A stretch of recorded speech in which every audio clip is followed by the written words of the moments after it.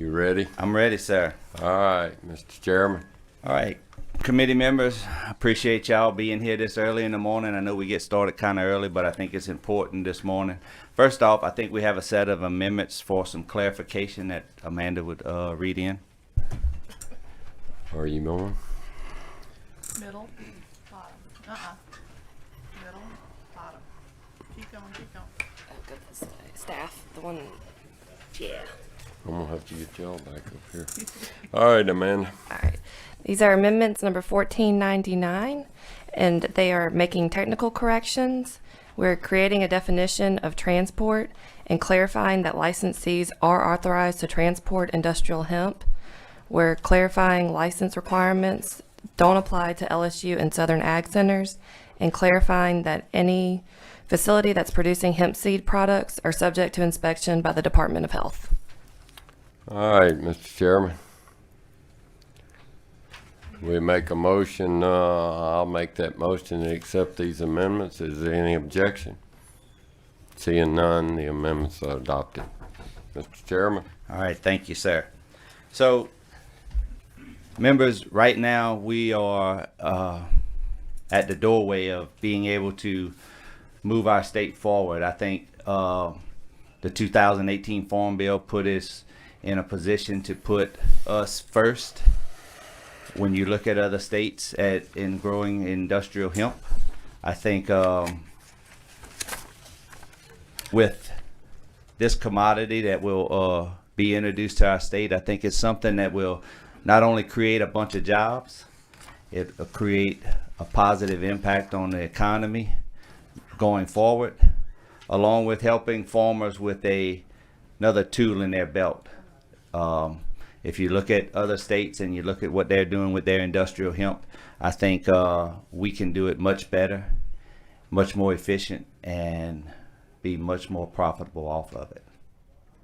That's basically the bill today. Will basically cover the state guidelines as far as putting us in regulation with the 2018 Farm Bill. We made it with the help of staff and Miss Amanda. We've got this bill in a farm-friendly area. Commissioner Strain, Farm Bureau, everybody has been to the table. We had several meetings with just about everybody. LDH, everybody, AG's office, state police, everybody was a part of this process. So this is a process that has been vetted really well, and I think we can move our state a whole lot further than where we are right now. So with that, I'll let the commissioner come in and. Do you, hold up, we have a question, Representative Gwynn, is that for the chairman? No, that was Mike. Okay, all right, well, you Thank got your light, Lincoln. Well, Mr. Chairman, first of all, I would like to thank you, Miss Amanda, your staff, and everyone that's worked together for a number of months to bring this forward. Hemp is one of the oldest crops in America. It was, first planted as a cash crop in the 1700s. Its predominant use was for fiber, for rope, for textiles, also used in the shipbuilding industry and many different things. Around the turn of the century, it was the primary component of paper, i.e. newspaper. Under the 2014 Farm Bill, the bill allowed for research on industrial hemp, research at universities under a USDA guideline, but not for commercial production, not to put it into commerce. The 2018 Farm Bill is very specific. What it does, it makes an exception to the Federal Controlled Substance Act, the CSA, to say that hemp produced under the program of the 2018 Farm Bill is not considered a controlled dangerous substance, not Schedule 1. Hemp is cannabis sativa, but with less than 0.3% THC. The genetics are very, very specific, and they've been growing hemp and separating the two plants literally for hundreds of years. In addition, what the 2018 Farm Bill says is that several things have to happen. One, it has to be allowable within the states. And so what we have to do is make an exception to our CSA, which is 4966, that would say that hemp that is grown pursuant to this program under the Department of Agriculture or under a Native American Indian tribe in conjunction with the 2018 Farm Bill and under the policies of the 2018 Farm Bill and USDA, then that is also would be allowable. And also to set up the parameters where I, the commissioner, and or in one of the Native American tribes can set up a program under the auspices of the USDA. And that's the only way that it is allowed. So the process would be is that we pass this legislation and we have tentatively have a plan formulated. The USDA has assured us that their rules would be written in the first quarter of 2020. So the USDA has to promulgate rules. But they're all broad parameters under the law. The broad parameters under the law that we know we're going to have to follow is 1, we have to license every grower. 2, we have to have a strict accounting of the acreage and the exact location of where the crops are grown. 3, we have to do routine and random inspections. 4, we have to go in and test the crop within 2 weeks of harvest. 5, if there is a few plants that are not consistent with the levels of THC, those have to be seized and destroyed. If the whole crop is not within the levels of the appropriate THC, we have to seize and destroy them. We also have to monitor processing in each step of the way. There has to be a strict accounting system. We have to make reports back to the USDA, and this bill also provides that we have to make reports back to the state and to this commission. So what we're doing here is industrial hemp, and that industrial hemp can be used for a number of applications: textiles, plastics, fuels, canvas, rope, netting, home furnishing, carpeting, fabrics, apparel, shoes, plastics, automotive and machine bodies, supercapacitors, ethanol, methanol, biodiesel, paper, packaging, geotextiles, mulch, chemical absorbents, boiler fuel, insulation, concrete, fiberboards, and a number of other industrial uses. And so what we're talking about here is industrial hemp, and we've put some parameters in place. This would fall under the Agricultural and Chemistry and Seed Commission, which would, that's where all the rules and regulations would be placed for oversight.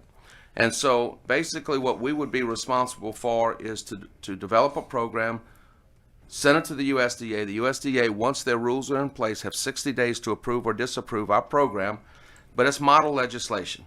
And so that, we firmly believe, we're following what everyone else is doing, and we're getting guidance back.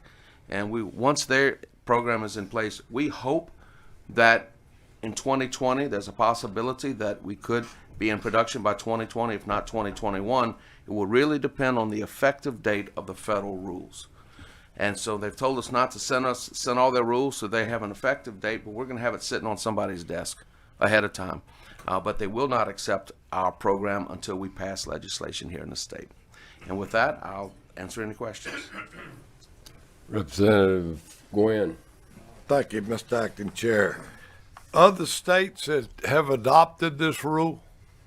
A number of states are in process of adopting it. 35 states are doing the research. They have the 2014, but a number of our sister states are now adopting this rule. We expect the majority of the states will have a law similar to this that will be in place in the first legislative session of their year. And the germination of seed and everything for it. Well, the seed, that's one of the first things.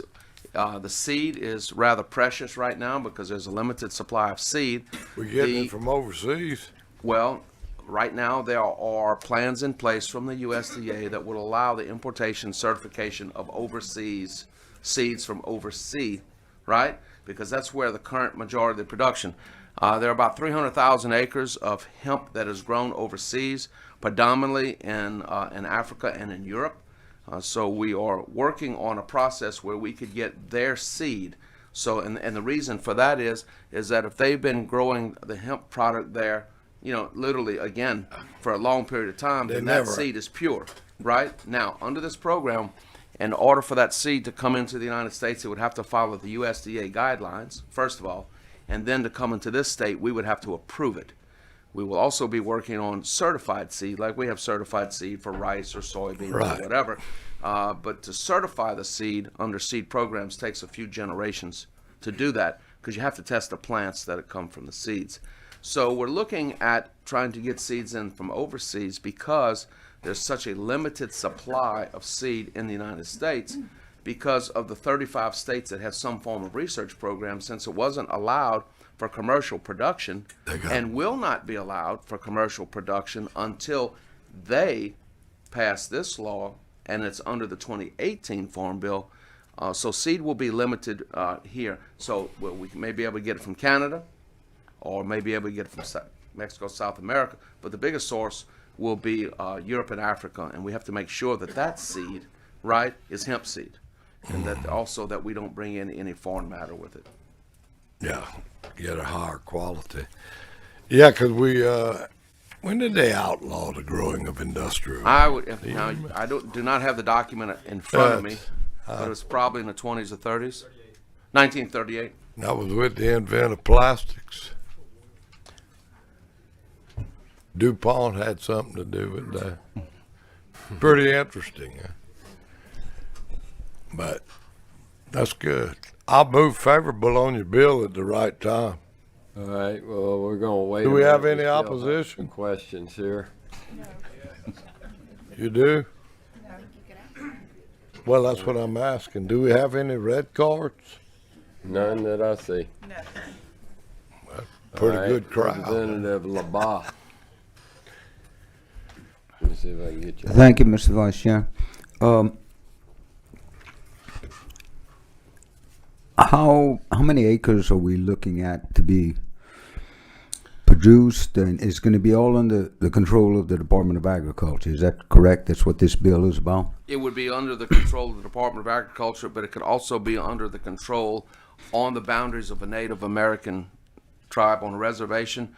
That, because they are a sovereign entity, they could control what's under their purview. They would have to have a similar program that's accepted and follow the same set of rules. So they could have it, they would have to follow the same set of rules and guidelines of the USDA, right? Which is what we're trying to set up where we can do that. Because a Native American tribe and a state are both sovereign entities, right? So also, under the federal law, if we do not pass legislation, and if it is not illegal to have hemp in the state, then the federal government reserves the right to institute a program under their guidelines by federal personnel within the boundaries of the state. Also, it also says in the Farm Run Bill, that by me again. I said the federal government reserves the right to institute a program in the state under federal guidelines, not in coordination with the state, right? If we do not act. So in other words, the Okay. goal of this is to have hemp production available across the United States. Furthermore, the Farm Bill says we shall not interfere in the interstate transport of hemp across our state lines either. So our sister states are adopting this. Okay. And I think you're going to see, I would say the vast majority of the states will have something in place within a year. But is there a limit to No, sir. acreage, or No, sir. who do you have to get a permit to grow it, or No, do sir. you? No, sir. The state of, I think it's North Carolina, they started, putting out applications already, and they've had, I think 1,000 people have signed up to grow it already. The idea is to develop this as another alternative crop, as in the pantheon of all the other crops that we have, and so we think maybe the first year we could have 200 to 400 people. We don't know how many. We simply don't know. But the idea is to grow and take advantage of a crop we haven't been growing again since 1938. And it's grown worldwide. And this would allow to set up the rules and regulations as who and where and how much to grow. Then. This would allow us to participate under the 2018 Farm Bill. Okay. Yes, sir. And what about the products from the hemp? Okay. Who is there? They're going to have permits for processing it. Yes, sir. We have to oversee the processing it, but with the end user would not. So the processing of the hemp to make sure that it is that, again, they're not bringing in anything that is too high in THC or whatever. We would still have oversight over them. Yes. or the processors, Okay. but not the end users. Because once it comes out the process and it's, you know, a certified hemp product, you know, and the fiber, you know, going to make concrete or going to make wallboard or whatever it's going to be used for. They're currently using some of the hemp to produce creams and lotions and other That's items. non-industrial. This is about industrial hemp. This is That's- strictly industrial. Yes, It sir. does not. It's not going to affect that. No, sir. So that won't have any control, or they just cannot use it to do that. Cannot use it to do that. Is that correct? That's correct. This Okay, does so- not address those CBDs. So the ones that are available now, that creams and lotions, etc., that are available now, where are they coming from? Another state, out of United States, or Both. They're coming from within the country and also from outside the United States. and are they doing this against the Federal law? federal law? Yes, sir. It is. There are no legal hemp-derived products in the United States under federal law. There's no Oh, now- legal. Legal. Now, could that change? Would that change in the future? Potentially, yes. But as of today, no. So, if you're looking at what's happening in other states, right? Once other states are producing product under the 2018 Farm Bill, that's the only avenue that allows for legal production of hemp and hemp products for commercial use. For commercial use, Yes, sir. but not a food grade. Is that a different grade versus? No, sir. Now, as you know, there has been increased enforcement by the Food and Drug Administration, removing any type of hemp products from food, and that's being done in a number of the major cities. There's a memo from the Board of Pharmacy and also from the Board of, I think it's Alcohol and Tobacco, you know, telling the retailers of these products that it is not legal under state or federal law. Okay. And I appreciate it. And how, if someone wants to get into it, like you're saying, the seed is the most valuable part, especially now. How does someone who wants to get into it qualify to get the seed? Well, what they would do is that once we pass this legislation, we will have a licensing program where they will be licensed to go ahead and grow. They'll register their acres, and then they will be allowed to obtain that seed. Yes, sir. And the seed, we have to approve the seed, and the reason we do, well, several reasons. One, we want to make sure that they get it from a qualified source, right? And they're not getting something that either doesn't germinate or is not, right, hemp, or it is hemp or cannabis plant that has too high THC, right? Because they're, you know, but we would like to have, you know, certified seed sources. If we have good seed, that we have a company that is then allowed to distribute across the United States of high quality, you know, seed, say from whatever source, then we would direct them to that. So one of our jobs is going to be try to protect the farmer from obtaining bad seed, and I think that's going to be a big issue in the first 2 or 3 years of this. Okay, so there is going to be a limit as to how much acreage. No, Well, sir. it'll depend on how much seed you can get. It'll be self-limiting. Right, at that's what. first. Yeah. Yes, sir. It'll be self-limiting based on the availability of seed.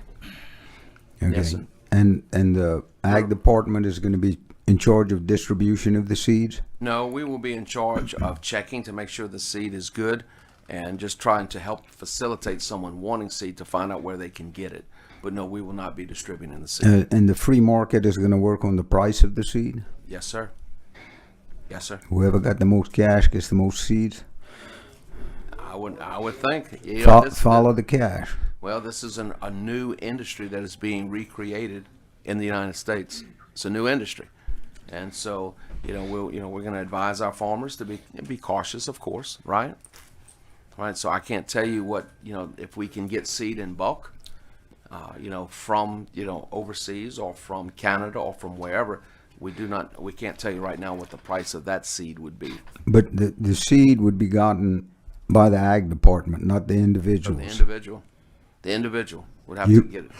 Right. You would tell him where they were seed available. So if there was a firm in Canada that wanted to sell seed to our farmers, we would have to approve it. We'd have to have that as approved unless they were certified. Now, if they're already pre-certified by Canadian authorities, by their seed The seed, division, yeah, okay. if it was, we would prefer certified seed because that has a much higher standard than approved seed. And so if they're buying from certified seed, and then we would try to help facilitate them. Now, that will strongly depend on the ability of the federal government to move forward with their rules to allow that to come across state lines. Okay, now how long does it take for you to grow a crop and harvest it? Well, it's probably similar to like sugarcane, one growing season. So I'm not an expert in growing of hemp, but it's a once a year you can grow a crop. Okay. Do you have to replant or do like sugarcane, get 3 plantings out I of think it? you probably need to replant it. Okay. Thank you. Appreciate it. Yes. All right, Representative Miller. Good morning, Mr. Chairman. Good morning. And Mr. Commissioner. So who is on the Agriculture, Chemistry, and Seed Commission? I don't have it with. I have it right here. I said the Commissioner of Agriculture or his designee, one member. Oh, so you have one appointee? Yes. Or yourself? Or myself. Okay. One member representing the Louisiana Agriculture Experiment Station, which would be one of the experiment stations. One member representing Louisiana Cooperative Extension Service. So you have the experiment side and the Cooperative Extension Service of the LSU Ag Center. The president of Louisiana Farm Bureau or his designee. One member representing the seed industry, appointed by the commissioner from a list of 3 nominees from Louisiana Ag Industries Association. One member representing the fertilizer industry, appointed by the commissioner. One member representing the feed industry, appointed by the commissioner from a list of 3 submitted by Louisiana Ag Industries, and a list of 3 submitted by Louisiana Cattlemen's Association. One member actively engaged in farming, appointed by the chairman of the House of Agriculture, Forestry, Aquaculture, Rural Development Committee. One member actively engaged in farming, appointed by the chairman of Senate Ag, Forestry, Aquaculture, and Rural Development. So there are 9 members, and that's the Agriculture, Chemistry, and Seed Commission. So this commission is going to work with you in developing these rules, but you have 3 or 4 picks that you're going to put on this committee? Let's see how many actual. Well, he said that they're going to. They're already appointed. This is a standing committee. Well, why are we using this particular board to regulate this industry? This commission right here actually fit best under hemp. Actually fit best under this. In the beginning, Commissioner Strain was looking more at horticulture, and as we sat together and talked it over and got to looking at it, talking with Farm Bureau, LSU, everybody, I mean, we found that the Seed Commission actually fit best with this. Does Southern have any appointees on this commission? I'm not sure. Wait, let me look. No, does not, and that wouldn't be a problem. That's This is nothing that we is a can't. very active commission. Let's see. Okay. There we go. Okay, the cooperative extension is LSU and Southern jointly. Okay, so the governor has no appointees on this commission? No. One of my biggest concerns as I'm looking through this is the commission, along with the commissioner, is going to be setting the fines, the fees, and all of the rules and regulations. So what happens if a farmer or someone don't agree with the commissioner? He's not only regulating, but this is a body that's dominated by his appointees. So we've the commissioner and I and everybody that was at the table putting this together, we actually put in pretty much you could say a safety net. So anything that he sets up has to come back in front of us. So we have to approve those fees and those rules that he does. So that rule that he puts in would have to come to us and have to meet our approval. Under the That's good. Administrative Procedures Act, with that is Right. standard. So any rules that are written and pertaining to the subject matter under this commission are subject to oversight of this commission directly by the call of the chairman. And also the Senate as well. Do we anticipate having a limit on how many licenses we're going to give the farmers? No. We don't anticipate a limit as long as they meet the as long as they meet the regulations, they should get a license. And what we did, working with everybody, if you look at the bill, we set a cap on the limit of the cost of the permits, that so forth. So on page 9, line 21, it says that whenever we're assessing penalties, if the commissioner shall appoint a hearing officer to preside over the hearing. Is that standard practice? Yes. For you to appoint the particular person? The hearing officer? Mm-hmm. Yes. It also states the commissioner shall by regulation determine the amount of cost to be assessed in the hearings. Is that standard practice? Yes. So someone in this hearing would be objecting to what you're saying, but you're going to determine the cost, you're going to determine who's the hearing officer, etc. That's standard when you look at the Administrative Procedures Acts. We have more than 20 boards and commissions that are adjudicatory in nature. And so what happens is that there's generally a hearing officer, and generally we use either the Office of Administrative Law, whichever one that is, or the Attorney General's office. And then whatever the case is before one of these adjudicatory commissions, that is actually held before the commission. Now, if the person doesn't agree with the results of what's happening there, they can appeal that. There's an appeal process, and that goes to the 19th JDC, which is standard. I've been trying to read too on here. Also, it states that, well, my question is, if someone apply for a license and you say that you deny a license for this individual, Mm-hmm. this individual is going to go to the commission to get approval to possibly override you? They could go to the commission, but also to deny a license we have to do a criminal background check. So the rules are very clear. They can't just be denied a license for no reason. It has to be that they don't fall within the parameters of the license. But you wouldn't deny a license for any other reasons besides of a failed background check? Failed background check, or if they consistently are growing contraband product, then they may not get a license upon renewal. But that would be something that would go before the commission. So when you say growing contraband product, meaning high THC.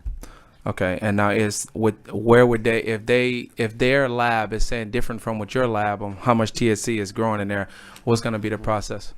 Well, there would be an appeal process. You know, if there's a process, we could send it out for third-party test. But that process is going to come to our approval whenever he do his rulemaking. Yes. So the appeal process before he put in place, we're going to get to approve if we approve his appeals process. Only thing I want to avoid is if the commissioner and the grower are disagreeing on how the labs are being tested and how much THC is in there, that person needs a fair appeals process with a third party that the commissioner does not choose. Totally. We'll oversee those processes when they come through here as far as the rule promulgating part. Okay. We just have to make sure if we do this, we do it fair. It's not one-sided. I'm okay with you regulating it. That's your job. But Totally. Everyone must have an opportunity to grow this. And if there's any discrepancy, there should be a third party who decides, a licensed third party, a credible third party, right. And it shouldn't be led by the commissioner. And I can tell you that we've looked at just about every state that has passed some type of hemp legislation, and talking with most of them, their commissioners, their legislators who put it in place. Ours is probably the most farm-friendly bill in the country as it sits right now. So if this goes through, Kentucky is one of the experts I consider. And talking even with them, they even said it. This is probably the most farmer-friendly bill out there. It gives them pretty much an open gate to do it. They do it the right way, we don't have an issue. Thank you. No further questions. Thank you. All right. Representative McMahon. I'm kind of looking a little further down the road. What kind of markets worldwide are we looking at for industrial hemp? Well, one of the things we have to do here in the United States is develop greater markets. There are about 300,000 acres of hemp that are grown worldwide. So to go from where we are, and the whole idea is to develop further industrial uses for this crop. So to incorporate it into our current industrial scheme. Are any industrial hemp products being imported into the United States now? Yes, sir, they are. I think they're using industrial hemp mainly in manufacturing for specific purposes. So they are bringing in hemp because, and I think they're using, I think Toyota, for instance, uses it in the manufacture of car seats and other things for the fiber. So there are uses of it. And since we do not have any commercial production here in the United States, a very limited supply, it's being imported. I guess with all these other states coming on board, it just makes me a little concerned. Are we going to have more industrial hemp than we need? Well, for that the end could be user? it But could be an I'm issue, just supply wondering and where that's demand. going. Yeah, I understand Right. that. So what we have to do, what everyone has to, and then of course that's a big push of the USDA to try to develop, enough in use of the product as it goes into production. And as you know, supply and demand will limit itself, in the free market system. And I can tell you this, that just talking with other states that have come in and even companies that have come in and talked to me about this bill, the one thing they like about us is the fact that our state is a hemp-friendly state as far as the atmosphere to grow it. I think just like with anything else, I think when it comes to growing a product that's going to be the best, I think we'll be just like we are with the rice and sugarcane and everything else, that we'll be at the top of the list. And I think those companies outside the United States as well as in the United States will look at us first as being one of the ones that grows the best crop and the best hemp. Is the crop one that you have to rotate, or is it annual? You can plant it year after year. I think you have to plant it year after year. Yeah, you could. I mean, you can do both. plant it. It's not like something that you need to rotate off. Of the I would acreage.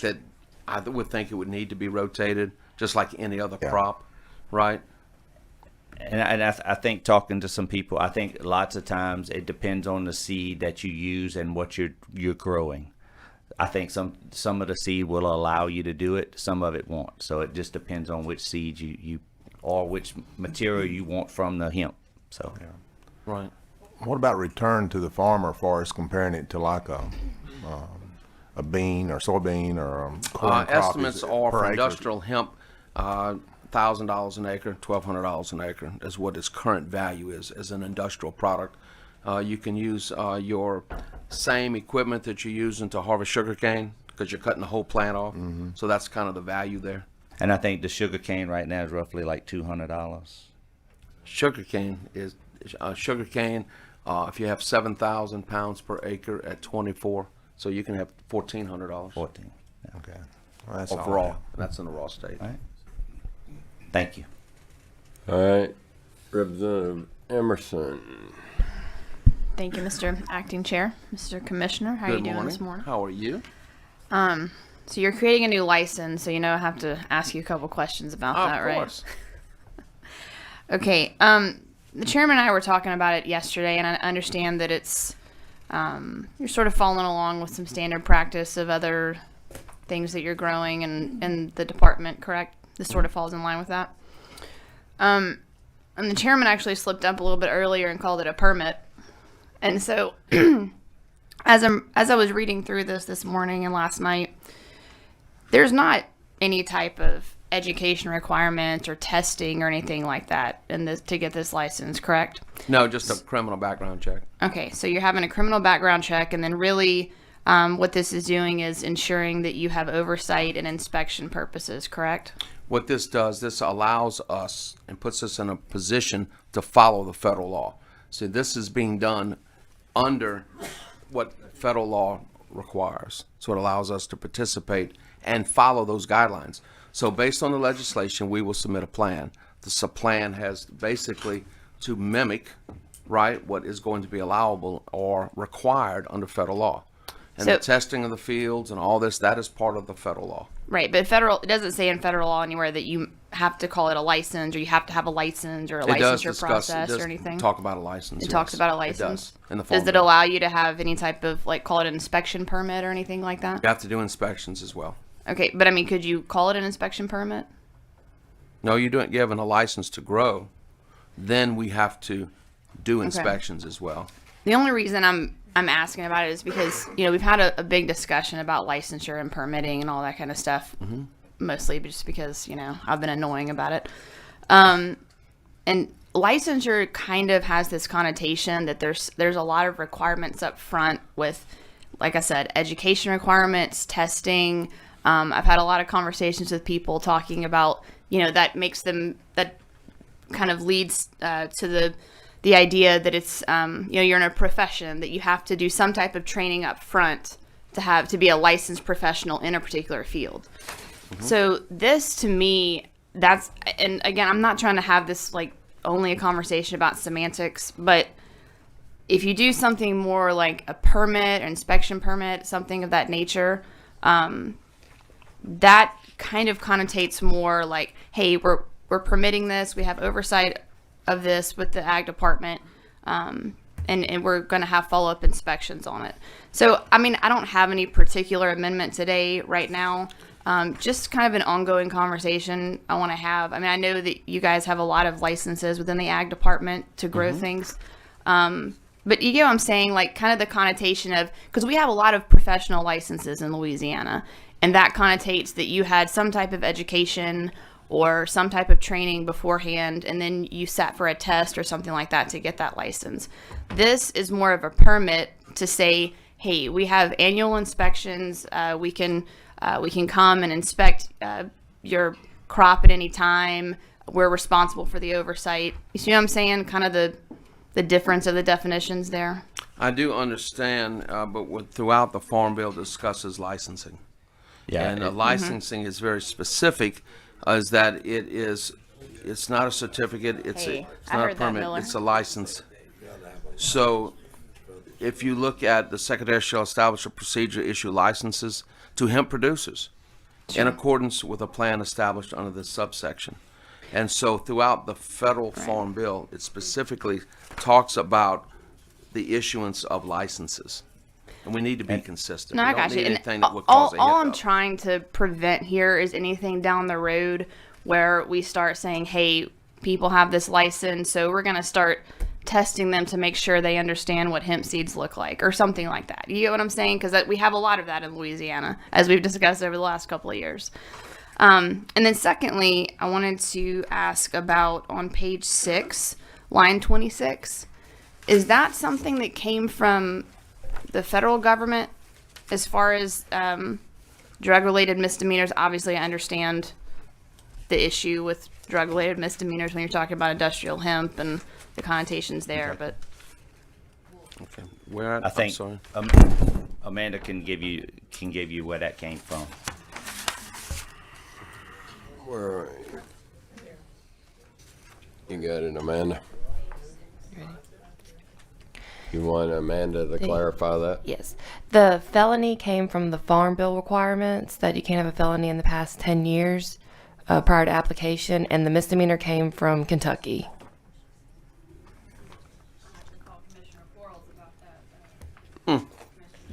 I understand.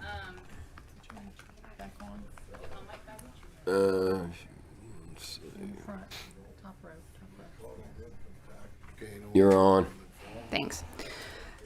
Obviously, I understand if something comes down from the federal government if we have to be federally compliant. My only question involving drug-related misdemeanors is we're talking about 10 years. Okay, so just work with me here on this example, but farming is a multi-generational thing in Louisiana and most other states in America, right? So you have a kid who goes to college, 21, 22 years old, has a possession misdemeanor in college. They go back to the family farm. They want to get a license to grow hemp. They can't do it until they're like 32. I mean, I'm not even 32 yet. So, I mean, that's kind of a long time to wait, in my opinion, as far as. I mean, it's just, as I was reading it, I just kind of thought 10 years, that's kind of a long time. Well, and I think other states are doing the same thing. We just basically crafted this to follow along with other states at what they're doing. Let's make it better in Louisiana. I think as us moving along, I think this is something that will more than likely change. So Go ahead. under federal law, the Farm Bill has the 10-year period. It specifically says For a felony or for a drug-related misdemeanor? this says, felon says, except as provided, any person convicted of a felony relating to a controlled substance under state or federal law, it's 10 years. Felony, not misdemeanor, though, correct? That's correct. Okay. Yeah, I mean, I want to work with you on maybe better language on that, because I just think that, you know, simple misdemeanor, well, I mean, obviously we've got to look at the language, because if the federal requirement is for a felony 10 years, we're gonna have to change the wording there if we wanted to do this. But like I said, I mean, I just think misdemeanor 10 years is a little much. I'm more than willing to work with you, and we can see what'll happen moving forward. I don't have a problem sitting down, seeing what we can do. Yeah, and I appreciate that. That's all I got. Thanks. All right, Representative Cheney. Thank you, Mr. Vice Chair. Just a little follow-up on where Representative Emerson is going there. I'm looking at, again, page 6, same lines, basically 2025 on. It seems like most of our ag operators are in our area are, as she says, multi-generational, and so if you've got 4 people currently in a farm entity, and one of the 4 say it's a father and 3 sons, is what I'm thinking about in this case. So one of the kids have a criminal background, and they're part of the corporation. Is that going to preclude the entire corporation from being able to be licensed under this bill, Commissioner? Yes, it would. Yes. Yes, they all have to pass. Yes. Okay. And I'm not I was turning gonna you say, off. yeah, I'll on page let her 6, it clarify has something. the background requirement checks and who all has to undergo fingerprinting and background checks. All right, let me get you back on, Representative Cheney. All the way to the, there you go. Keep going, keep going.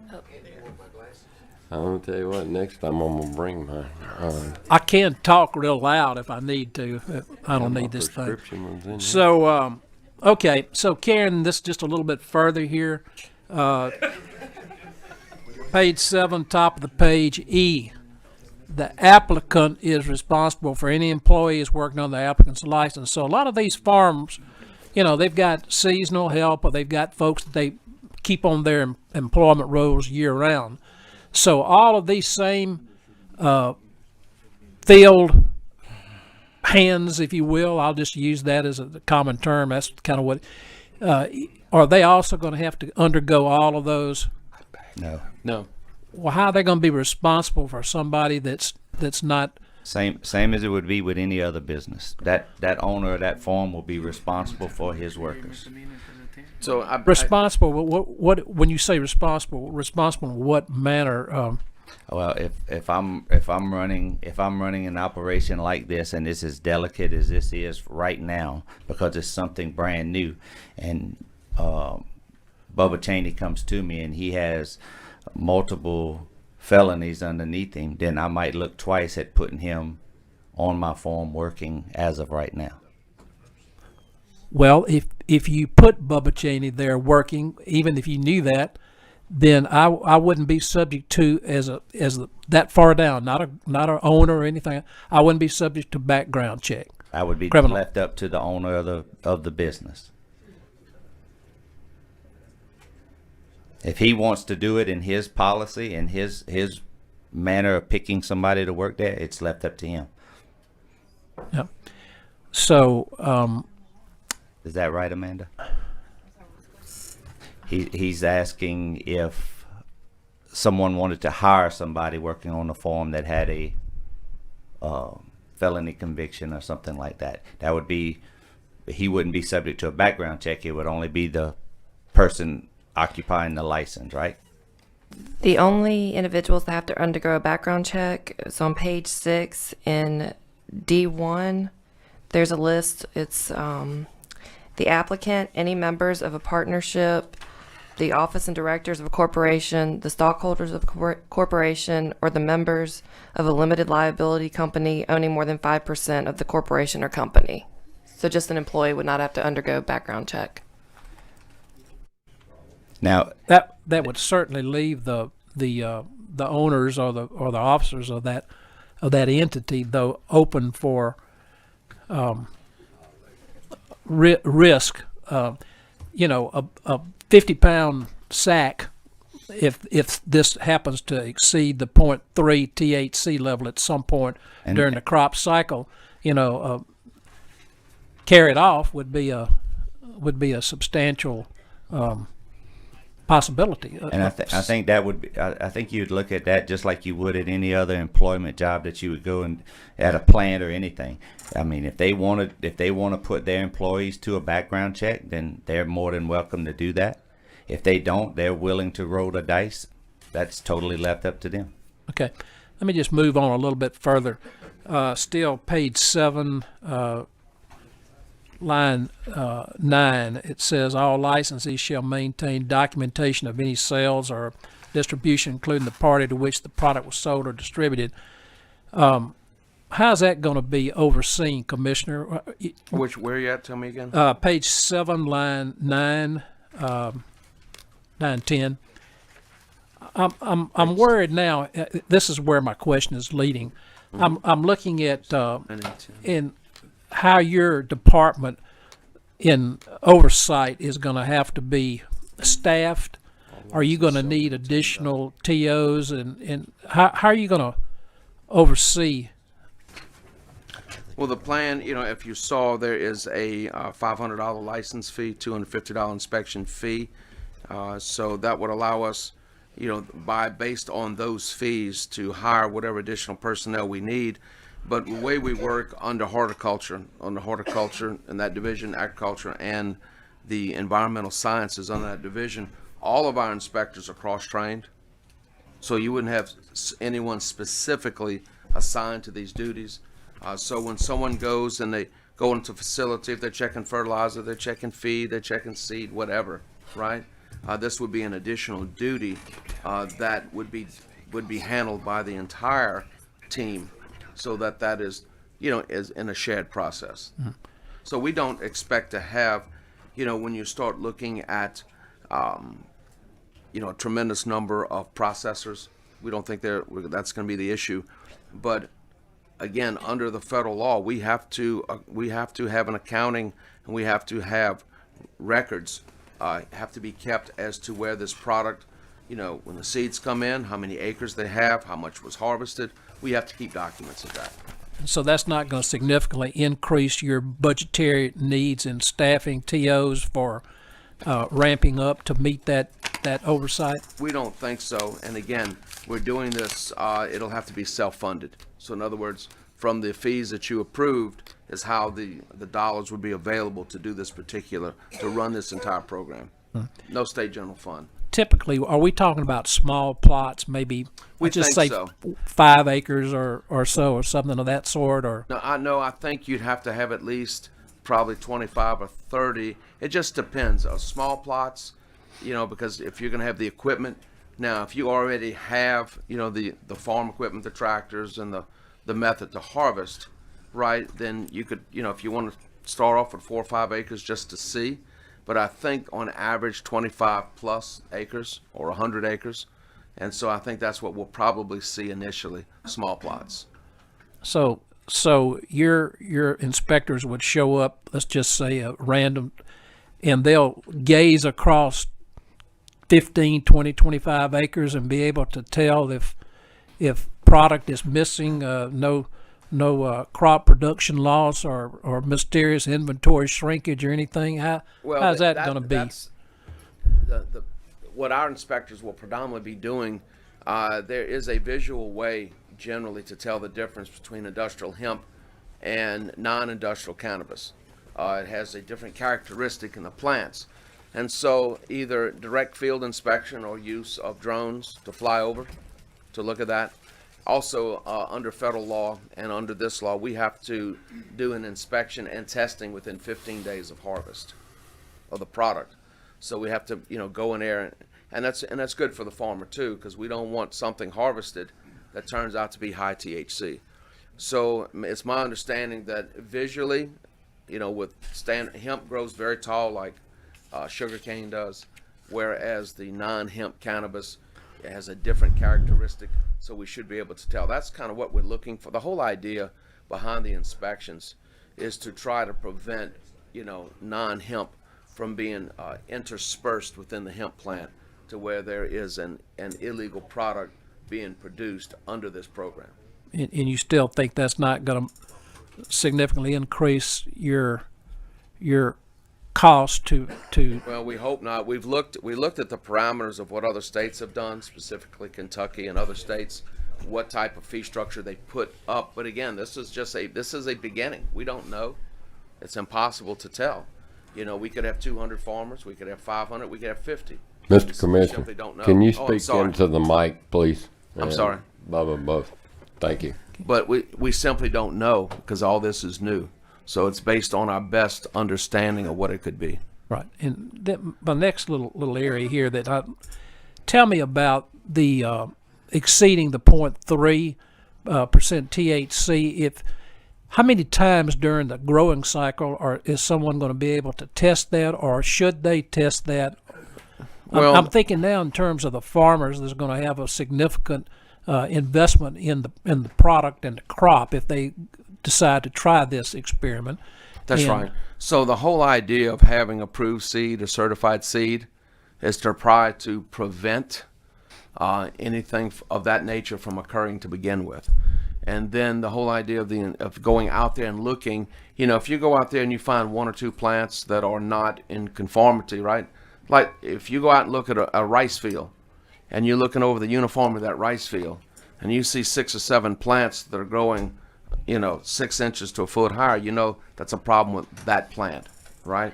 Whether or not if you're looking for red rice or whatever you're looking for.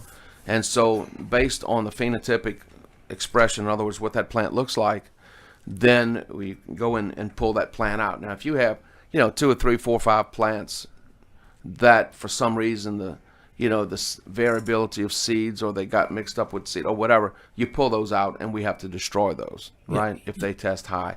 Now, if you go there and the whole thing is not hemp, right?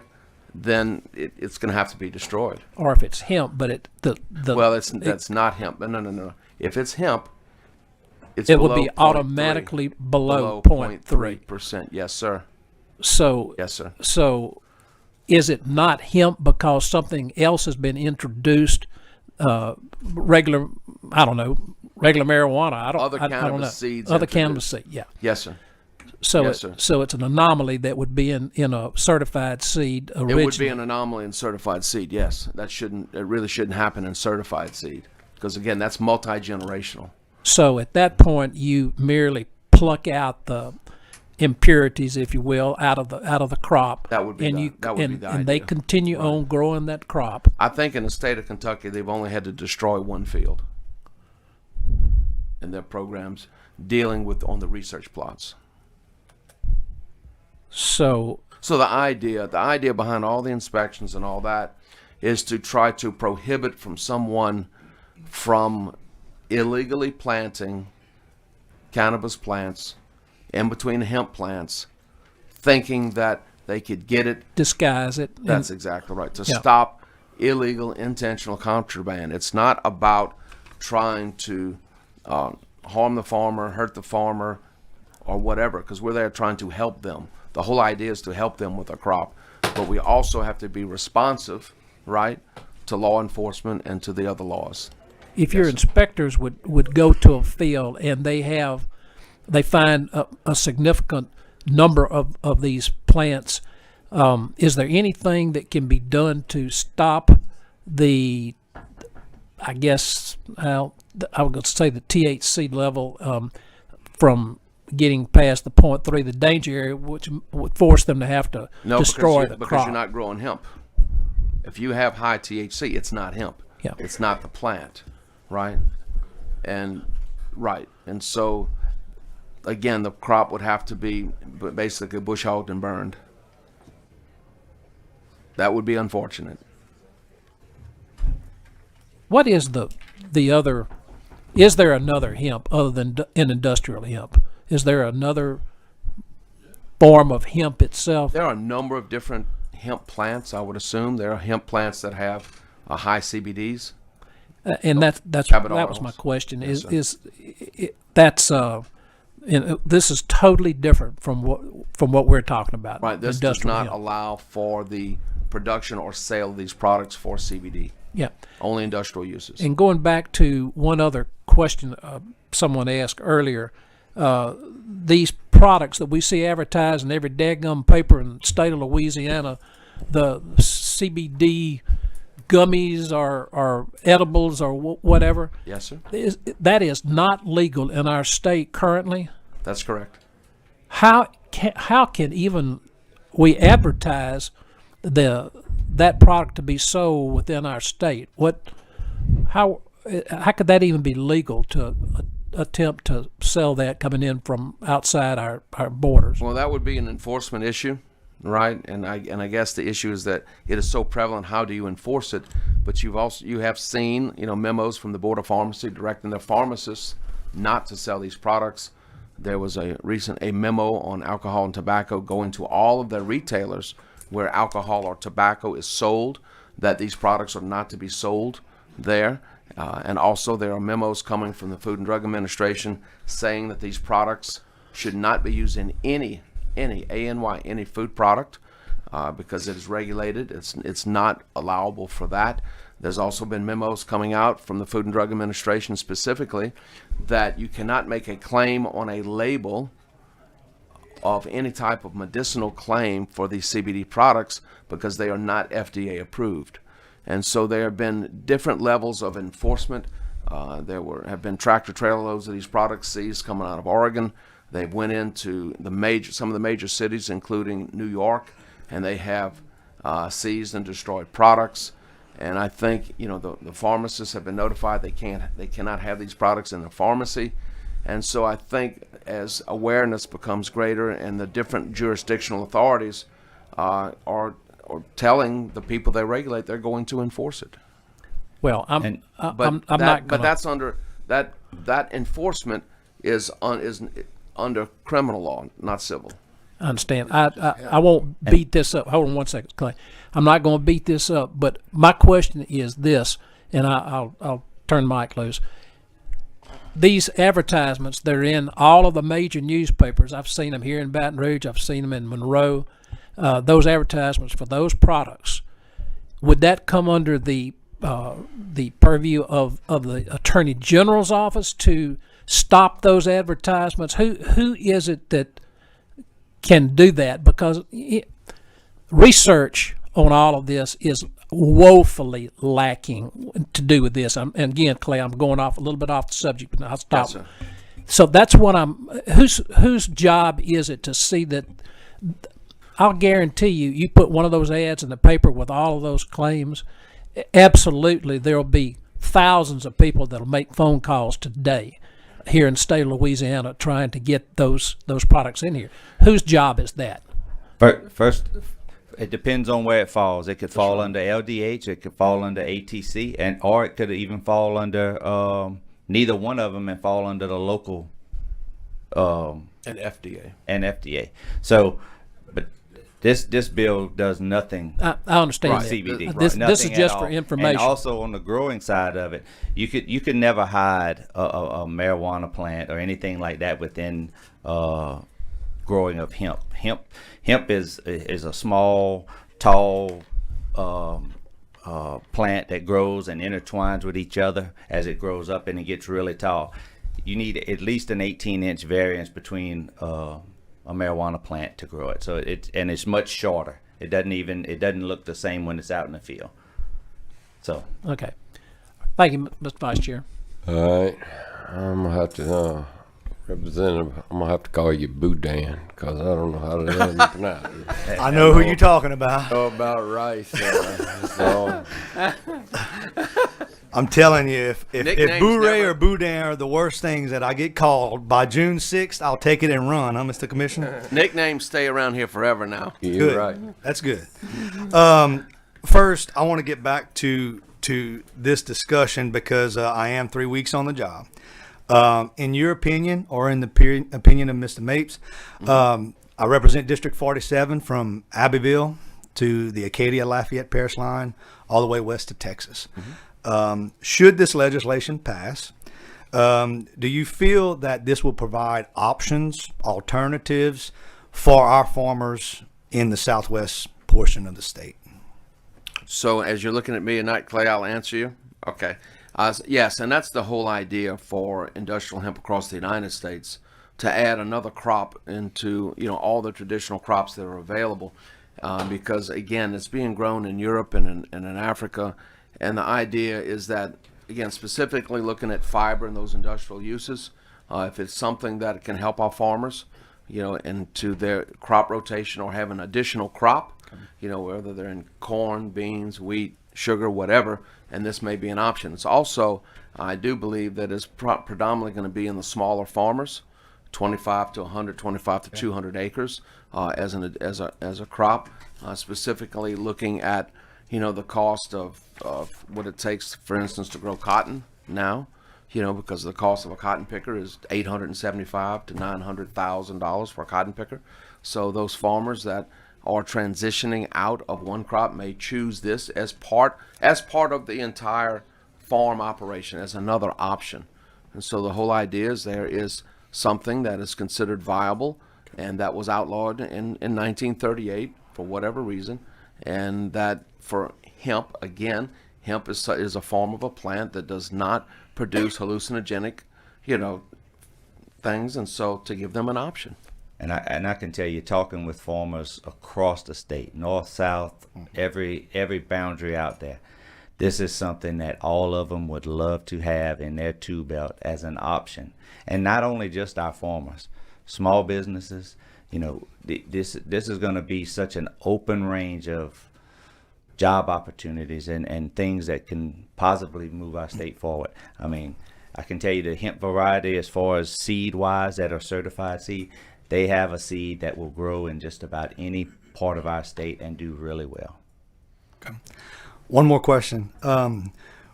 It piqued my interest when we got into the discussion about the federal interests should Louisiana not pursue something on its own. Yes. I've visited with your staff in the past on disaster recovery programs that we had some locals who sustained damage, who fell through the cracks due to some regulatory issues, and I see Mr. McNabb in the audience. We certainly appreciate our working relationship with our federal delegation and our sister agencies. Sure.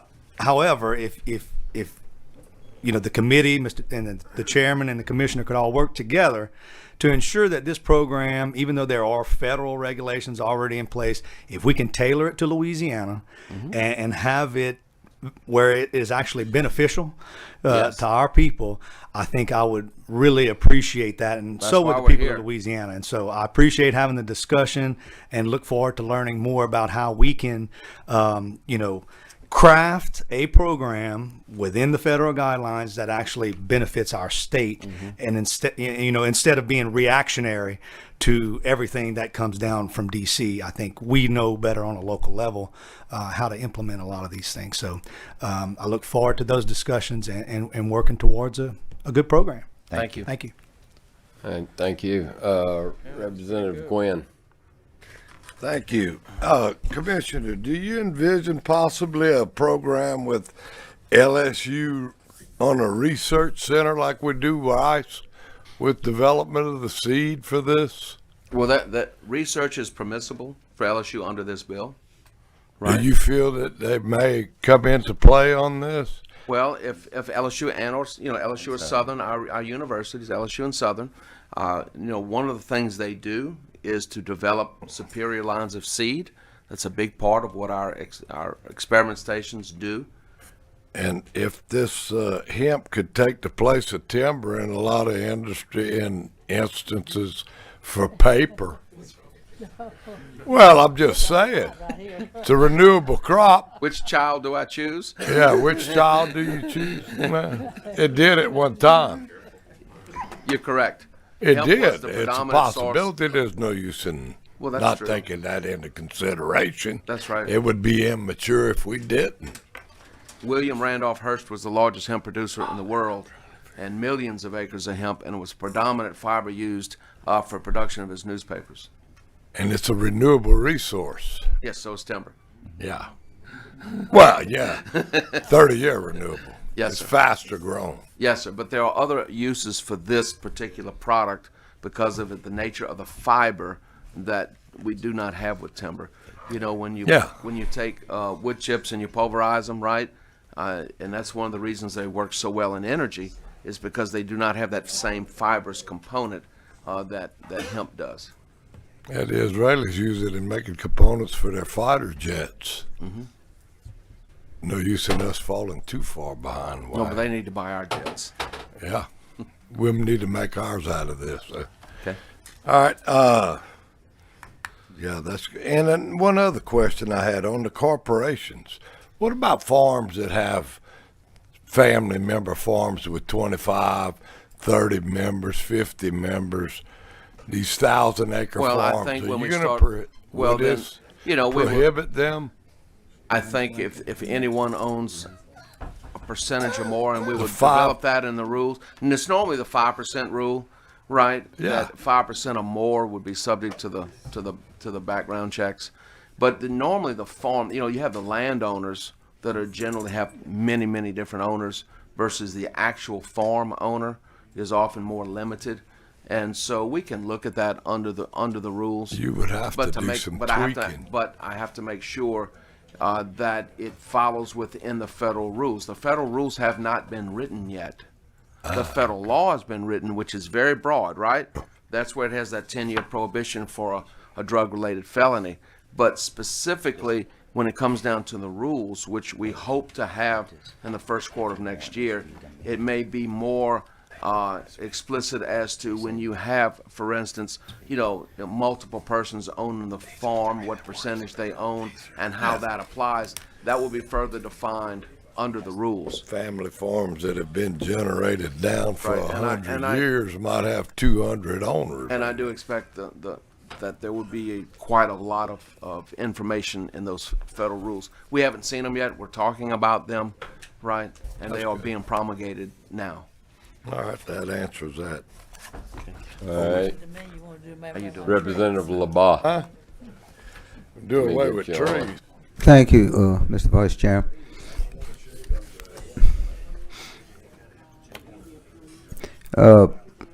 Mr. Commissioner. Sir, I'm sorry. All right. On page 8, line 26, process of any part of the hemp except the seed for topical use or consumption is prohibited. Yes, sir. So the only thing we can do is There's- use the seed. Right, the seed has oil, but it has no CBDs in it, my understanding. Okay, so that's can be developed. Right, there is an exception under federal law currently having to do with the seed of the hemp plant that it is already has been removed from the CSA. If you remember, that was probably last year. It said the seed and the mature dried stalks, and it talks about that because those products do not have any 2CB. Right. It's an oil. It has an oil in it, sort of like cottonseed has oil, but the seed itself, and so I think the seed has been traditionally crushed for a variety of different reasons, right? Okay, but well, and I appreciate that and I understand that, and That is I guess currently there's going to be a lot more goings on with that with topicals, creams and lotions. They're going to use the seed oil. Yes, Okay, but Because under current federal law, under the current FDA law, it is my understanding it can be used for cosmetics, but not for, right, but not for, well, the seed can be used for a variety of things. But other parts of the hemp plant, that cannot be used in food, but it can be used in cosmetics. The- That's other that's other under than the FDA. seeds can be used. Is that what you're saying? Well, I'm but wondering not why they within, don't want to because use. this is industrial only. So what we're saying is Oh. this bill is industrial use only, non-consumption. That's what this bill pertains to. Non-consumption. Okay, All right, but let me get, Clarification. Please. we're going to Please. clear this up, please. So it doesn't allow for consumption or topical use of any product except for the hemp seed products. So hemp seed oil, you can eat the seeds. Yeah, that's right. Can be used for topical use or consumption, Yeah, right. but just the seed. Just the seed. Yes, sir. Yeah. is because of federal law.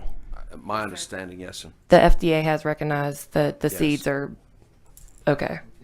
Not the use of the hemp plant itself. And that I'm just trying to find something for us to develop, to sell it for But this other is- things this and is create a market Okay. for it. And they can't use any more than what they are currently using it for. You can use the seed for consumption, but not any other part of the plant under this bill. For consumption, right? Okay, but they can use the rest of the plant for all kind of other things, for the fibers. Right, for those things we discussed earlier, under the industrial use. Okay, thank you. Yes, yes. All right, I have two farmers here, Arthur Levette and Brian Barham, or whatever, and I have a question still, but I'm gonna let the question. I just want to introduce y'all there, and I'm gonna let Representative Brown ask his question to Commissioner Strain or whatever else, and then we'll let y'all testify. All right, Representative Brown. Thank you, Representative Anders. The seed oil can be used in creams medically. Is that correct? Well, thank you. Creams medically? Be used because it's being used now. I had calls from at least 25 or 30 people in my district that were on one lady was on a walker and could not walk, and she started using this cream. She ordered it from somewhere, and so she doesn't even use a walker anymore. I mean, that's the medical use, and it's hemp. The oil of the seeds is what's used. So are you talking about the oil in the seeds can be used, I think, as topicals and cosmetics? It cannot but it cannot have a medical claim because it has not went through the FDA process. It hasn't been approved, Has not but been it's been approved. proven apparently by these people that it does work. Well, yes, but that's an empirical data versus FDA data. Okay. Mr. Chairman, Joe Mapes with Farm Bureau Federation. Yes, sir. Representative Brown, the answer to your question is with hemp seed oil, you can make all the hemp tinctures that you want, hemp, that you rub on your skin, hemp Right, creams, hemp seed oils. I've been buying it personally off of Amazon for over 12 years. Yes, I know of people who have been doing that, Mr. Mapes, and initially when this came out, I got a large battle cry from my district attorneys and judges and people of this nature that they were dead set against this, and also medical marijuana. But since this has come up, I've gotten these testimonies from people who are not out in left field, who are church-going, decent Christian people who have used this oil that they're getting from other sources. And one lady showed me where she'd ordered it, and it was $65 for about 2.5 ounces. So if we can get that here and get that product legalized here in this state to use for medical purposes, it's a great great plus, not only for people who need it, but for pharmaceutical companies and people who sell it. Thank you, Representative Brown. To clarify, the creams and oils that you're talking about would come from the hemp seed. Right, And that's the correct. creams and the oils that Representative Cheney was talking about earlier would come from the hemp leaves, which would be an entirely different Ball of wax. completely. Yes, so that's the answer to your question. Yes, sir, it is. There's a whole line of medicinal and topical and healthcare products all based on hemp seed oil. Well, my wife currently has problems with her knees, and she is interested in using it, but she doesn't want to be, have the police circle around the block a few times and pick her up and haul her off, for having something that's got 2%, in it. So anyway, I think it would be a good idea that we looked at it. This is a good bill, and I'm also going to vote for it. Okay, and Thank you. I Thank do you, have a Rep. statement from the FDA, basically saying that they have went through the testing and generally recognized as safe, calling GRAS notices related to hulled hemp seeds, hemp seed protein, and hemp seed oil, and the agency has no questions regarding the company's conclusion that the use of these products as described is safe. Therefore, these products can be legally marketed in human food for these uses without additional food additive approval, et cetera, provided that they do not make disease treatment claims. And this is coming from the Food and Drug Administration. They don't have to make the claims. The people themselves that are using it are making the claims, Commissioner. Yes, sir, I understand. Thank you, sir. Thank you, That's what- Appreciate you, too. That's what the memo says. All right, sir. Introduce yourself. Go ahead and introduce yourself and Okay. I'm Arthur Learett. I'm the Farm Bureau Federation Produce Committee Chairman for the state. And I'm here today, and I'd like I'm here to support the bill. We have several of our produce growers are looking for another outlet, looking for a way to make a little extra money, especially with the Food Safety Modernization Act. It's causing a burden on a lot of the mid-sized growers. That's why our committee is the one that made the recommendation for Farm Bureau to pursue legislation in the production of hemp. It's a high maintenance crop, and we understand that as a lot of intense hands-on labor. You can't take care of hemp with a tractor. You can't lay by, you can't crop dust. 99% of what you're gonna do with hemp besides the harvest has to be done by hand. That's what we do. We're produce growers, and the crops we produce are all high maintenance crops, and a lot of the produce growers are looking for another source of income. So we would appreciate if we can at least have the opportunity to decide if we would like to incorporate this in our operations. That's pretty much all I have to say. And thank you for that. I want to thank you for the work that you do right now as far as being in agriculture and doing the farming. And I do agree with you. I think this is going to be a crop that's something that you'll be able to use as, like I said before, another tool in your belt that will be able to help keep our farmers moving forward. Right. So thank you. Thank you for coming. A lot of the vegetable growers are feeling a pinch from the Food Safety Modernization Act, and they're kind of looking for ways to alleviate some of that expense. Yes, sir. Thank you. Go ahead and introduce yourself. Yes, sir. Good morning, Mr. Chairman. My name is Brian Barham, and I farm in Morehouse Parish in northeast Louisiana and also in Mississippi. All right. I grow sweet potatoes, corn, cotton, soybeans, and I see this as an opportunity for the growers of Louisiana to participate in growing industrial hemp, just like all the other states that have come before. I have friends in Kentucky that have been doing it since 2015, and as far as they're concerned, they're wanting their acres to increase every year. I think it needs to be considered, industrial hemp needs to be considered an ag commodity where we can use the same H2A program, labor program, to to service the, just like you said, Right. it's lots of hands-on that we already incorporate with our sweet potatoes, and so it seems like it would be a good fit with a lot of the equipment that we already have for the seed. If I understand correctly, there's 3 types of income which we've been discussing: seed, fiber, and CBD. The seed appears to be the easiest way in to get going. I see the fiber as something that would fit my operation in the future, Right. when there's a market. CBD, my friend in Kentucky says they will be pursuing a small amount of that this year. Right. So I assume that it's been approved in their state.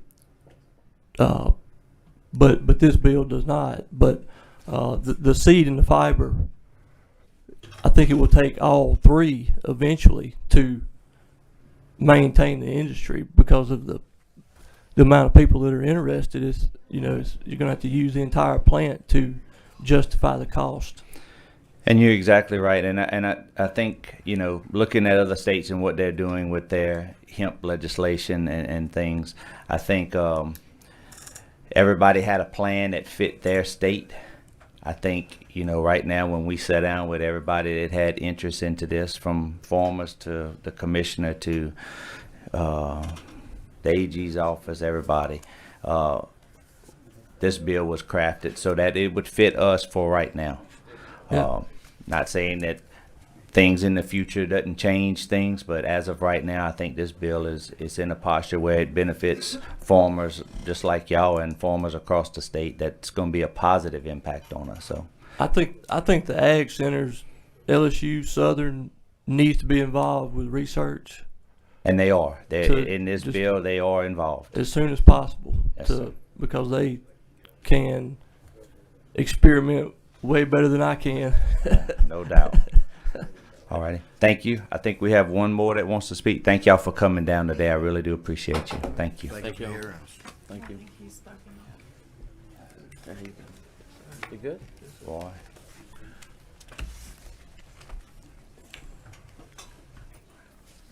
I think him too. Huh?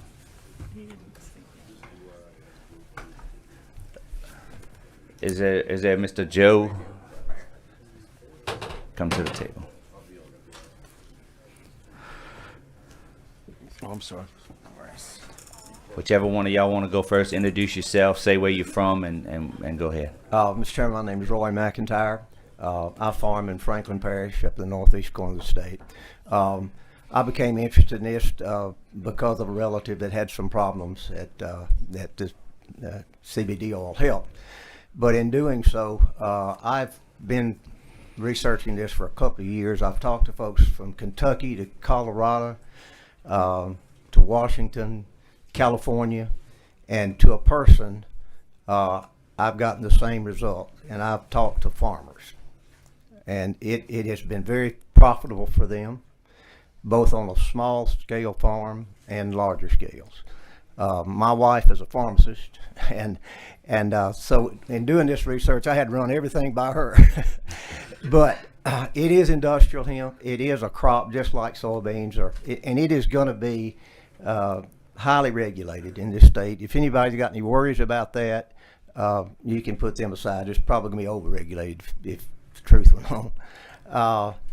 Also, Kentucky seems to be closer. They have called a couple of times. I've talked to the researchers up there. It's a 103-day crop from plant to harvest, and we could do 2 crops a year here. That's great. And it's a very, very, it lends itself well to row crop farming and to rotational. They say a 2-year rotation is very good. It's very good for the soil. And as far as market's concerned, right now Ford Motor Company is waiting for enough industrial hemp to be grown. They're going to use it as in their sides for insulation in their vehicles. John Deere and New Holland both have research ongoing right now to use it as bale wrap. As you well know, if you've been in the cotton business, we're having some problems with the plastic wrap getting into the cotton. That would not be a problem with industrial hemp. Also, wrapping hay, when you get through with it, the wrap's 14% protein. Cows can just go ahead and eat it too. So we farm, and we also rent out some farmland. And I'm one of the younger farmers in my area, and I'm 70 years old. We need something to help these younger farmers, and this is a good opportunity for them. We're having problems with some of our younger farmers, especially having cash flow. And when you look at what beans and corn are bringing, you can see why that's very possible. No doubt. It's just please pass this because we need it for the state. The market's going to be there. We've got people lined up right now that have the money, the expertise, and the want to process hemp. So that's not going to be a problem. Thank you. So I appreciate your time. Thank you, sir. Thank you. Sir. Ladies and gentlemen, I'm Joe Garrity. I recently, sorry, this is my first time speaking in front of any committee, let alone the best committee, so please bear with me. I recently, about 7 months ago, started a company that is intent on manufacturing CBD products. And that, obviously, right now is a legal gray area at best. The plan was to partner with connections I have in Seattle, Washington, who have a collective of who are already doing hemp, and they've been doing it for a long time. Through other connections, we have distribution throughout the state set up, throughout the country set up. The plan, and I purchased a building to do this in New Orleans, was to have our manufacturing facility in the state of Louisiana. Like I said, we realize this is a gray area. However, as the gentleman noted, there are advertisements in all major papers. This stuff is being sold at drugstores, at gas stations, at vape stores, at health centers, even at lemonade stands now. You're seeing it everywhere. Due to the advisory sent out by the ATC and the Board of Pharmacy, we are no longer comfortable starting our company in Louisiana. I still have the building. Instead, though, we've gone to North Carolina, which, as someone has noted, is a much more hemp-friendly state at this point. We've been discussing a lot of hemp today. Hemp is definitely important for farmers, but what I want to focus on really is the CBD component of all of this. As a lot of people have mentioned, there are CBD products, oils, balms, tinctures, etc., being created with that, and there are countless people who are being helped. I have spoken with hundreds of people. My mother uses it for her arthritis. My dog uses it for her hip dysplasia. You can talk to people who use it for their anxiety, for general pain, for its anti-inflammation properties. I'm not here to tell you one way or the other that it does any of those things. I can only tell you that I've heard anecdotally speaking from hundreds of people that it's helped them to a degree that other stuff has not. It's helped people get off of prescription drugs. It's helped them kick their opiate addictions. And these are, again, not claims I'm making. These are claims that these people are making when they purchase products. We really wanted to start this company in Louisiana, and we still, in theory, could. It is difficult to move forward with anything, especially a company that's valued initially at over $5 million, to start in a state where the Board of Pharmacy says that if I do this, I'm a felon and I'm transporting a Schedule I narcotic. So we're not going to do it here. The jobs that we would have created here, 10 full-time jobs, salary positions in manufacturing, are not going to be here. The associated services will use packaging facilities, branding, and whatnot will not be here. We still have every intention of being here at some point when we can. But for now, due to the guidance issued by the Board of Pharmacy and the general lack of movement from the state, and really the Attorney General's office too has even refused to comment on whether or not CBD is a Schedule I narcotic in this state, and I've called him numerous times. It's very difficult. It's a tough regulatory environment here.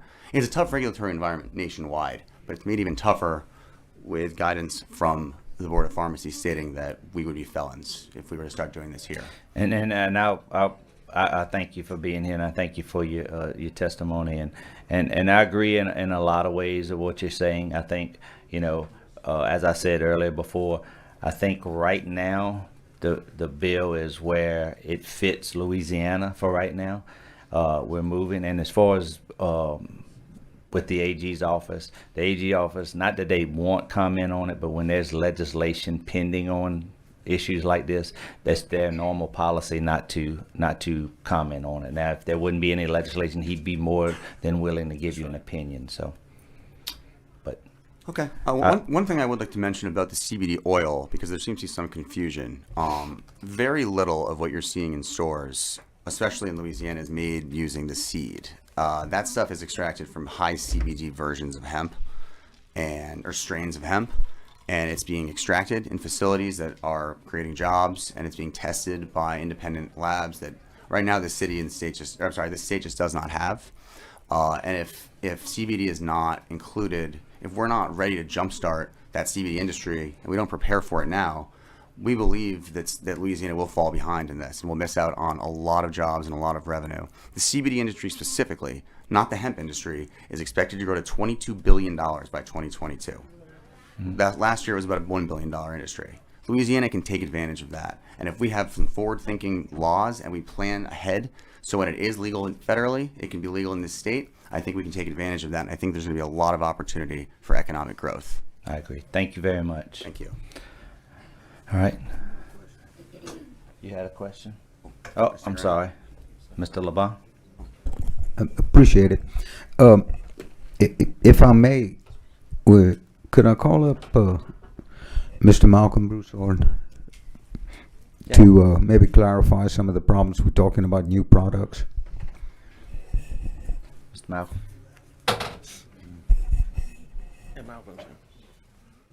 I know some of the concerns you have, and I'm with you. I think we need to develop this and get every advantage we can from it. But let's make sure we're doing it legally, so we don't have people thinking they're legal and selling something, and then get busted for it. And Malcolm, I think can maybe clarify some of that for us, so maybe we can crank up the productions. Okay. Go ahead and introduce yourself, Mr. Malcolm. Thank you for being here. Good morning, Mr. Chairman and members. Malcolm Broussard from the Board of Pharmacy. And I apologize for missing the question. I was in a sidebar with someone else. So the question is? The question is, if you could explain the use of CBD in creams or other over-the-counter medications or whatever you want to call them, cosmetics or what all, because this young man here was talking about some production plants maybe and producing products for us in Louisiana. And I guess to come a bit of a background to how we arrived at the board's guidance document. As we sit today,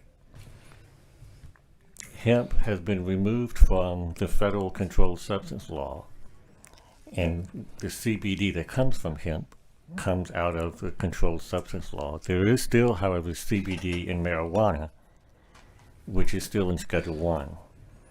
So let's leave the CBD that comes from marijuana off the discussion. So let's talk about the CBD that comes from hemp. Assuming this legislation passes in its current form, there's a provision in the bill that would take hemp and the CBD that comes with it out of Schedule 1 and place it under the regulation of the Agriculture Department. So then it removes the illegal nature of the product and the risk of criminal prosecution for a Schedule 1 violation.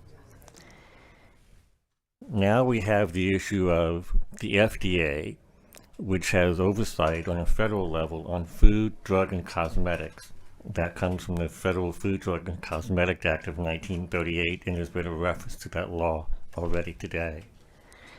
The FDA has already approved a particular drug product that is CBD. It's called Epidiolex. It's the only one that's commercially available. So we have CBD is a drug. So it's subject to the FDA's oversight. So if it's used as a food, as a drug, or a cosmetic, or as Dr. Strain alluded to earlier, if it's a medical claim, it's subject to the FDA's oversight. They asserted their oversight as a reminder the day after the federal farm bill was passed and signed into law. They have a public hearing set for May 31st to begin receiving comments and testimony on how they intend to regulate CBD. It's a drug, but it's not necessarily a prescription drug. It could be an over-the-counter drug. But that's the federal oversight. I'm not sure if I've answered your question specifically, but that... Okay, you explained it, and as we were speaking earlier, there are a lot of drugs that are being sold over the counter, creams, etc., that don't have FDA approval. Is not that correct? I'm not aware of that. Okay, well, herbal supplements and the like. Yeah, there are plenty of products that are sold in health stores that are not approved by the FDA. Along with them is CBD. Right. So that's what I'm trying to say. Or maybe we can wait till the ruling. Yeah, and I think the labeling on it for those type of items have to be non-medical statement on it that it doesn't cure or fix anything. It's just, it is what it is. And I think the FDA will come out later with their recommendation on labeling for these types of items. So, if I may, we're under the assumption that the FDA will be issuing guidance on labeling for all these products, especially in relation to food and bev in May. And we are planning to move forward as soon as we get that guidance. Right. Okay, that's why I didn't want you to run away before you to help out creating jobs for our state. So we're still working on the possibility for it. I hope so. Thank you. Thank you. Thank both of you. Thank you very much. I think we have one more person that would like to speak, Mr. Marcus Dupree.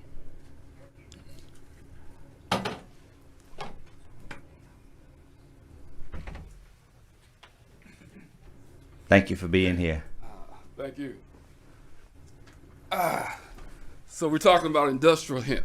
Yes, sir. So there's 55,000 different things you can do with industrial hemp. You can make drywall out of industrial hemp. It doesn't collect mold. It doesn't burn. You can build a whole house out of industrial hemp.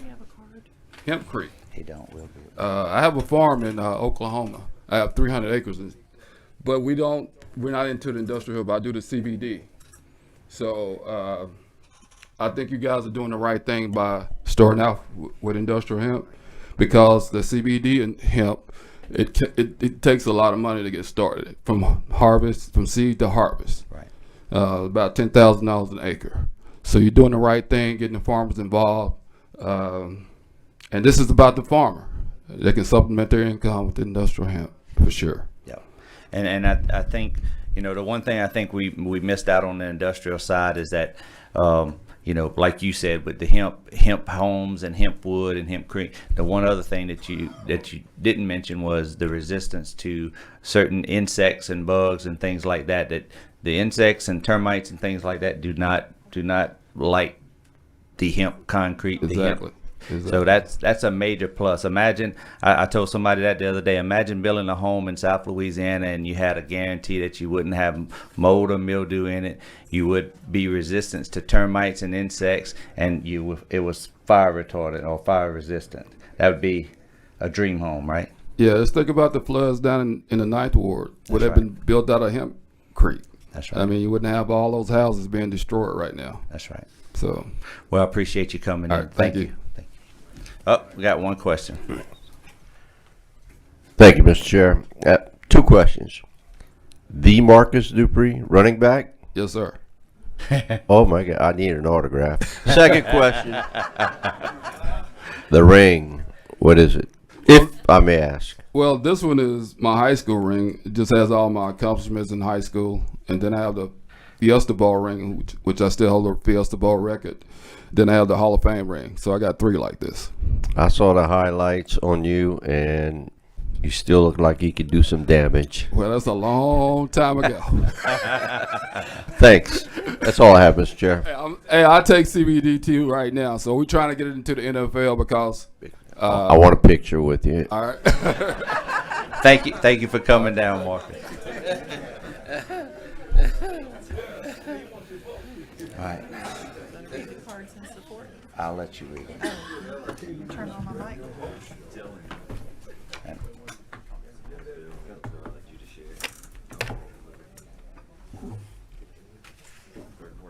We have some cards in support from Logan Anderson, Baton Rouge Area Chamber, Brian Bro from the Farm Bureau, Blake Bilger, Maxine Cormier from Mapes and Mapes, Christy Abear, Jonathan Henderson from Delta Chapter of Sierra Club, Christopher Email from Crescent Connection and Southern Services, Ronnie Johnston from U.S. Hemp Farmers, Sandy Mapes from the Farm Bureau, Kyle McCann from the Louisiana Farm Bureau, Jim Monroe from the Farm Bureau, Jason Redmond from U.S. Farmers Roundtable, Jessica Starnes from New Orleans Vape, Crescent something, and Southern Sciences. Mike Thibodeau from Mapes and Mapes. Those are all in support but not wishing to speak.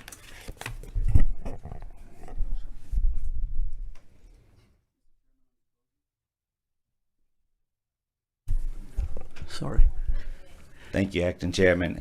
Members, I think we've heard testimony from just about everybody. The one thing I want y'all to understand, especially on the seed side, when you're growing industrial hemp or any type of hemp, but industrial hemp, the seed will have to be a certified seed. If it comes in and it is not a certified seed, the commissioner will go out and just like anything else, it would be a criminal act if it, that's right. And that's something that we have covered in this bill. But I think you've heard from everybody that explains to you about how industrial hemp, how important it is to our state. I think this is a great step moving forward for our state. And I think with a little work from everybody here and both sides here and the Senate side as well, I think we'll have a bill that will probably be one of the best economic bills moving our state forward within the past 50 years. So with that, I ask for your favorable approval. Thank you. Members, Representative Gwynn has made a motion that we move the bill as amended. Do we have any objections? Without objections, House Bill 491 is reported as amended. Thank you, members.